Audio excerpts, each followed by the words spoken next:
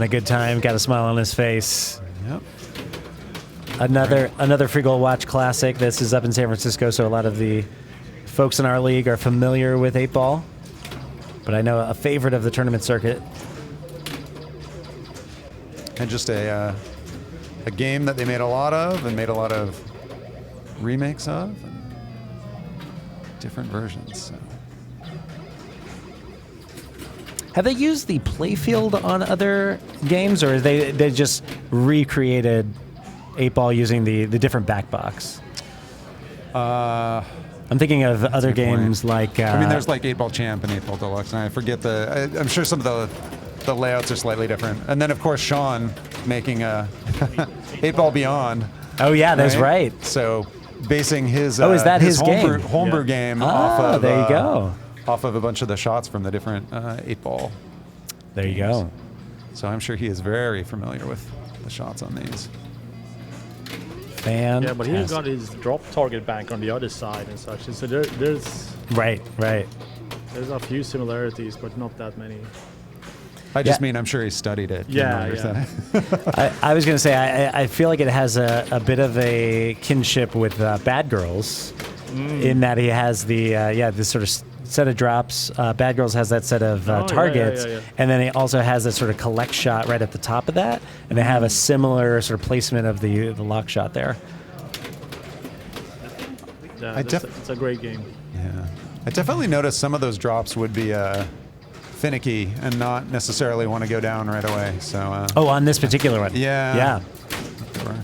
Nice. Got that sort of stubborn quality. A nice, gets that 2x sort of.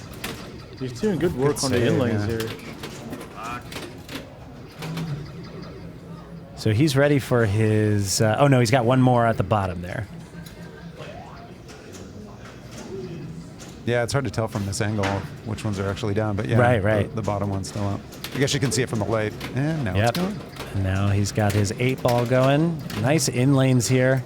He's getting some favorable bounces in addition to having some very well-timed nudges. So is the shot backhandable on this? No. Not going for it. I was going to say, he's not going to tell us. No. Again, that's always such a stressful one. If you hit the top of that sling, you're very liable to just have it go straight out to the out lane. So yeah. Because you can't see if there's any spin on the ball or whatever. It's just nerve-wracking. Oh, just barely not making contact with that 3x drop, but a great ball one. Yeah.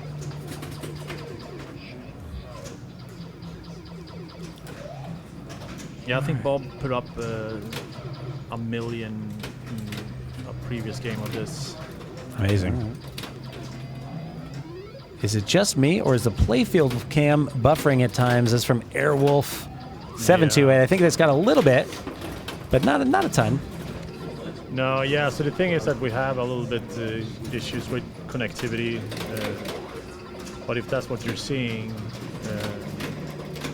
all the cameras should be buffering, I guess.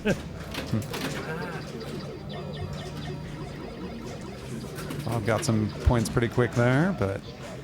So one thing that's kind of confusing me a little bit is like the scores go 1, 2, 3, and 4, right? Yeah. Is that original? Is that how it's supposed to be, or is that just on this particular game?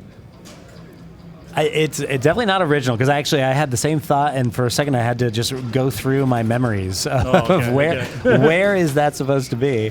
But yeah, no, I think that's, I don't know if that's maybe just the eccentricity of this machine, or, but yeah, that's not typical. I think usually you go the Z. So first being in the top left, second being in the top right, third, fourth, accordingly, left to right. Yeah. So can you remind me, for the arrow that's up at the top above the AB, what does that give you that's... 25. Okay. So actually Bob ended up getting, I think, about 75 on that very quickly. He got the AB, and that lights the arrow, and then immediately went over it, down, and then back up, and then back down again. Oh, okay. So he got a nice little collect there. And it's, to me, that's the one that, this game in particular, it just always gives you the one that you don't need. So yeah. I don't worry about it too much. I think that nobody's really shooting for that 25 probably. But yeah, it's a nice pickup if you just happen to get some value there. The one thing is it will reset once you get your A, B, C, D. Okay. So once you've got A, B, C, D, the C and D being the in lanes, that will then reset, so that 25 will then go away. But I think you can then relight it again by getting the A, B. Okay. All right. Jamie had another unfortunate set of bounces on that. Yeah, he's really not getting what he needs to put up a fight here.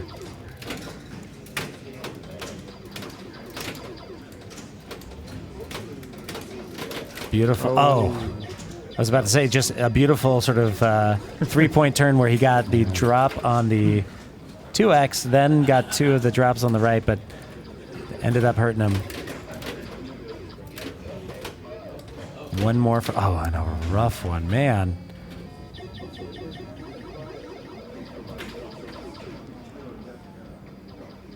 So right now, Bob needs to beat Sean. Exactly. And there is a tie possibility in that case, depending on if they're right next to each other. If it's a one place different, they would go to a tiebreaker. If Bob actually can beat Sean by 2 places, if he gets first and Sean were to get third, that would give him the edge.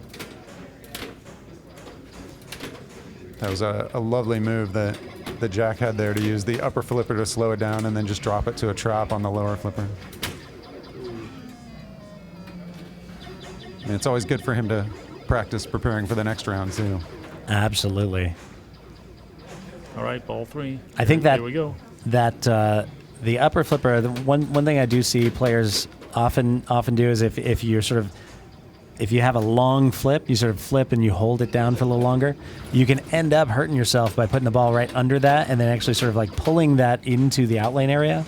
Yeah. Certainly, maybe that's just me, but it can be a little bit of a troublesome thing. Oh man! Did I go over the flipper, or was it? I think it was one of those. Let's take a look. It sort of went just right around it. Tough one for Jamie. Tough way to end, but kind of indicative of the day he's had, at least in this round. It's sort of right on the edge.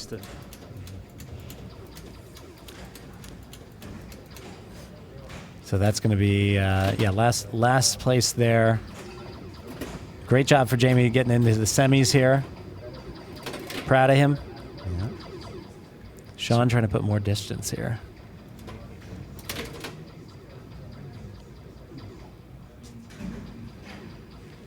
That was sort of failed shots that became a tap pass. So I think he's going to be getting his multipliers here, since he's got sideways. Yeah, it was the right choice to get that multiplier there. Yeah. All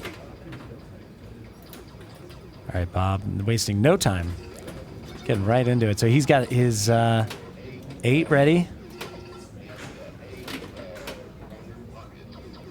and we'll see. Not going to show us any backhand there. Oh, is he going to go up the flipper? No. Oh, I keep thinking he's a little bit risky. Yeah, I keep thinking he's going to take a shot from that upper flipper, but I guess he Yeah. wants to do it from the bottom. He's still got the drop to get down up there.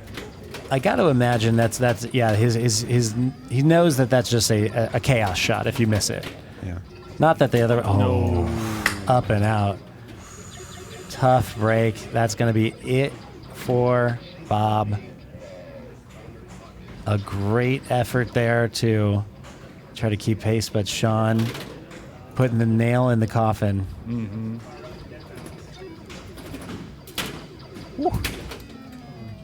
All right. That's a pretty big slap for no tilt there. So Jack. So now he knows. Yeah, absolutely. Jack and Sean, congratulations. Moving on to the finals. Hats off to Jamie and Bob for a great tournament performance. Do we know if they're going to play it out for final position on 5 through 8? That I don't think they'll do. No. Okay. No. And in the other group, we have Nick Stein and Tom Isaac advancing. So, Oh, fantastic. are you guys around for the finals, or you got other stuff? Happy to step. I can. I feel like you might have had other people on there, so whatever you need. Yeah, let me check who was. Yeah, I can't check my phone right now. I know. I'm scheduled, so. Oh, yeah, okay. So I'm happy to continue on. I think you had somebody else, but happy to be around if you need. There's no one else besides Derek. So There you go. I'm just imagining things. I'll stick around here. Yeah. Derek seems to be a great guy. So. Yes. Sounds good. Same to you. Oh, thanks. This is great. This is the SFPD BAPA connection. There we go. Unbeatable when we right. put our efforts together. I'm going to figure out what we